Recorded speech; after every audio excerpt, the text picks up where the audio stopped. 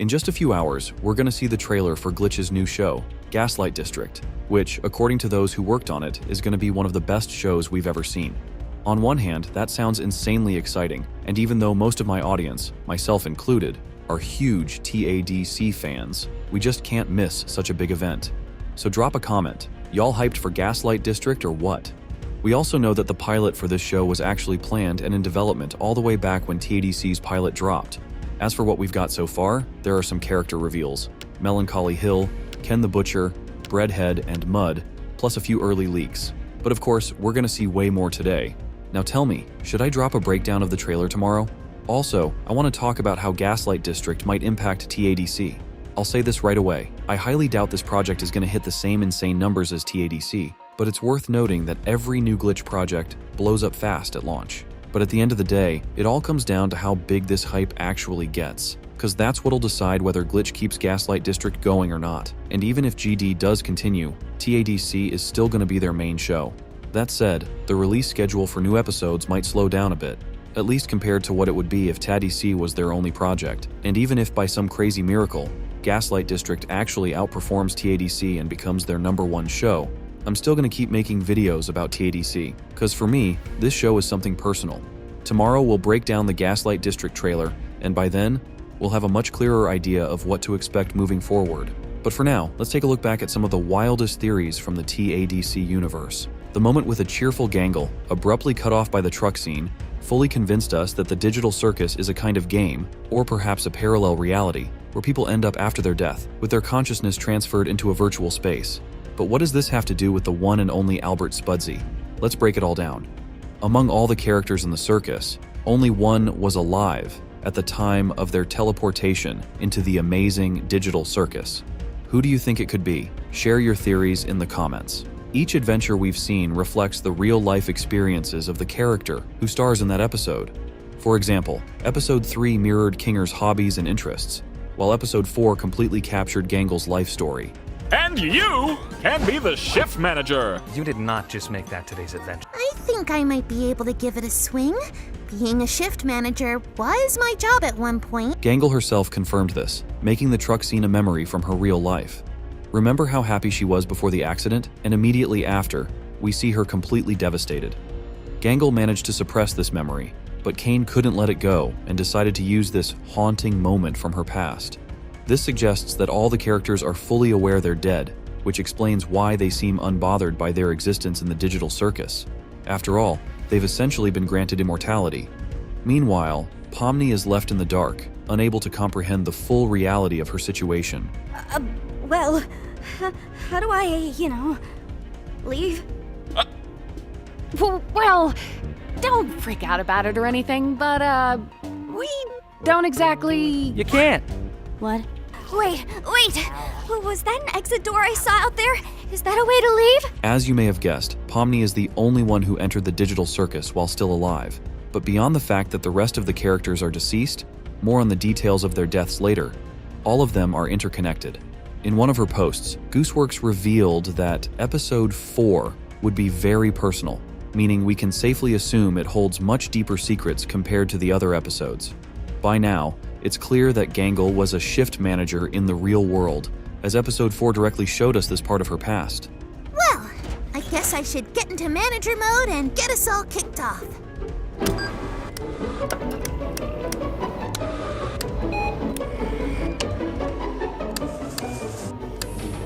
And with that out of the way, let's get to work, guys! And her death occurred shortly after the encounter with the truck. This much is clear, but few remember Episode 2 and the similar truck we saw there, one driven by Gangle. More importantly, though, is who was sitting next to her. None other than the chaotic Jax. Let me clarify right away. Nearly all the characters work together in a fast food restaurant, and I'll prove this to you shortly.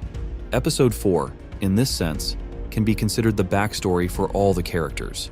In real life, Jax was someone Gangle couldn't stand, and she did everything she could to make his life miserable. This eventually pushed things to the breaking point, and on that fateful day, depicted in Episode 4, it all escalated to a level Jax could no longer endure.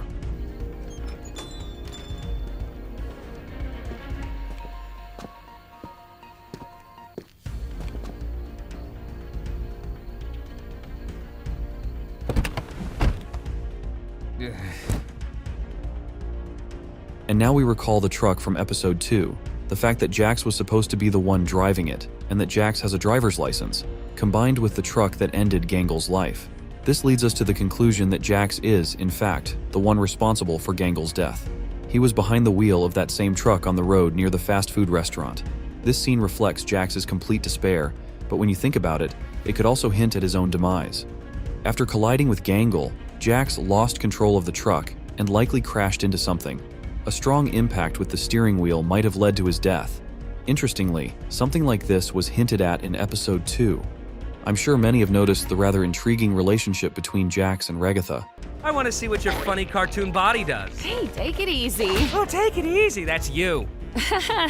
Do you think pairing them up together is a good idea? Of course I do. Oh, you know how men are. Always having the silliest priorities. Don't I know it? The same dynamic can be observed between Jax and Zooble. All left by me. Yeah, what are you talking about? Ooh, a new AI. You don't want to mess with the new AI, Zuby? Yeah, no. And Zooble turned straight. My limbs straighten up and fuck off. What about you? He refuses to show us because he's a coward. The only thing holding Kane back is the fact that he likes us. I wouldn't push it. That's rich coming from you. Let's recall Gangle's words about Regatha. Oh, Regatha. I love her, but after a while it gets kinda hard to tell how genuine she's actually being. And realize that she knows far more about her than Pomni does.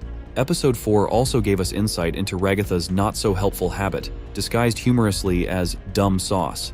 But considering the mannequin's level of dependency, it's crystal clear what the creators were really implying. Taking into account how Regatha was in the real world and Jax's character traits, it's not too far-fetched to assume that there could have been some romantic tension or even a relationship between them. But now, let's shift our focus to Zooble, as these three characters are deeply intertwined. Remember the end of their work shift? You know, when Ragatha gets off, I feel like she might need a designated driver. Why are you asking me? I'm closing tonight. Oh, no, I meant I'd drive her home. Oh. I think she gets off in an hour? Okay, I can stick around until then. Zooble wanted to take Regatha home herself, but seeing the state Regatha was in, it became clear that even if they made it to Zooble's car, they weren't going anywhere. It's highly likely that Zooble realized she couldn't manage driving while also looking after Regatha. Then, they spotted Jax in the parking lot. The same Jax who, as we know, hadn't left for home yet. Zooble asked Jax to drive them home while she kept an eye on Regatha, but somehow Jax managed to transfer them into the infamous truck. What followed next is the tragic series of events we've pieced together. Episode 2 provides key clues, especially with what appears to be Regatha's potential death.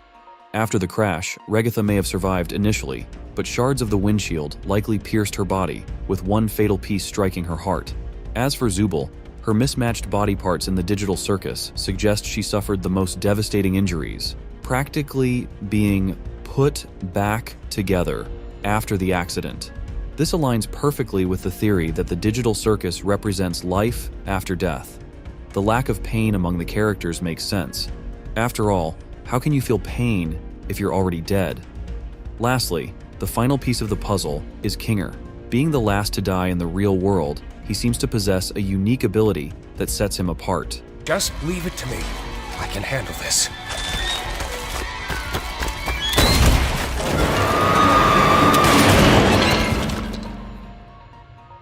Well, Aside from his excellent shooting skills and the catastrophic mistake that led to his wife Queenie's death, Kinger was a man consumed by obsession. His tragic fate lingered even after his death, subtly reflected in the final scene of episode 4. We see Kane handing out scores after the adventure, and on the chalkboard, there's an image of Kinger participating in a rodeo.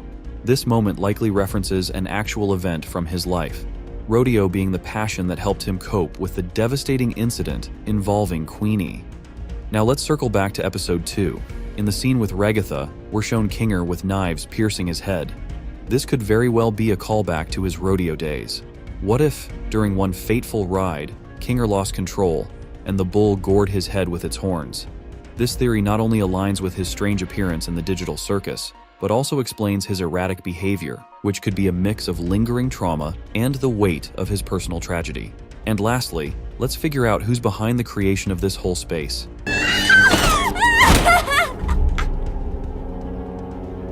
CNA has been one of the biggest mysteries of the amazing digital circus for a year now, and people have been linking it to Cain and Abel for a while, but I'm not going to dive into religion here. I've got a more interesting and believable theory. It's pretty clear by now that CNA refers to the creators of the digital circus, and if we know that C stands for Cain, just a week ago we found out the second name. Albert Spudsy, yep, the guy who owns the fast food chain Spudsy's, is the one who represents the A. The very first teaser for the amazing digital circus basically proves that Cain was once a human, someone who got moved into this virtual world, which stripped him of his human form and turned him into an NPC.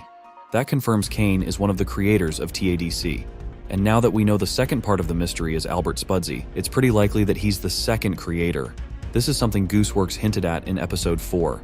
As for Pomni, she could have been his daughter or someone he experimented on to see what would happen to a living person who got stuck in this otherworldly space. And finally, I gotta ask, why did Regatha start acting all friendly when she was totally different in real life? Maybe it's because she realizes that the only way she can earn back some respect is by changing, even if it's just after death. Anyway, that's it for now.